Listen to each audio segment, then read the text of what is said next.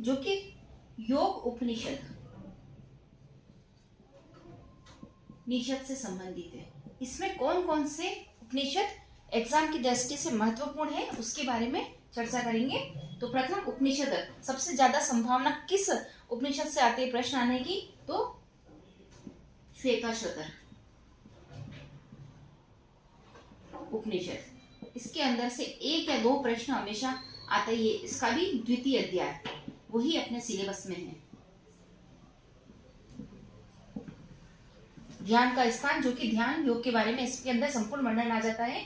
ध्यान योग कहाँ पर, उसका स्थान कैसा होना चाहिए, जो योगी के अंदर क्या क्या परिवर्तन होते हैं, उसका संपूर्ण वर्णन इसके द्वितीय अध्याय में आ जाता है। यहाँ से एक या दो प्रश्न हमेशा आता ही आता है। फिर सेकंड नंबर पर जिसकी संभावना सबसे ज्यादा रहती है वह है नागबिंदु उपनिषद।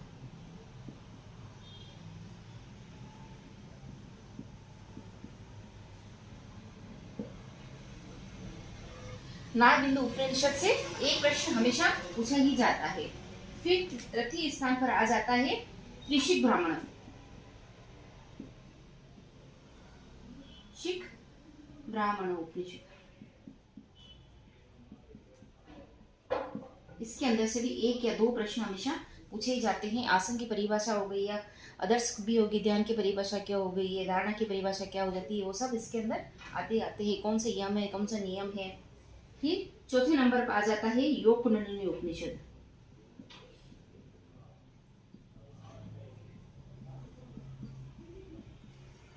यहाँ से भी इनकी संभावना रहती है प्रश्न आने की। तो प्रथम नंबर पे आ जाएगा श्वेताश्वतर उपनिषद से 100% एक क्वेश्चन या दो क्वेश्चन यहाँ से आते ही।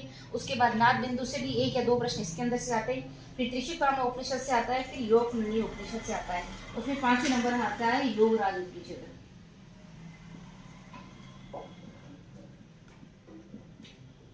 यहाँ पर चक्रों के बारे में, संपूर्ण 9 चक्रों के बारे में इनका वर्णन पूछा जाता है, योगराज उपनिषद।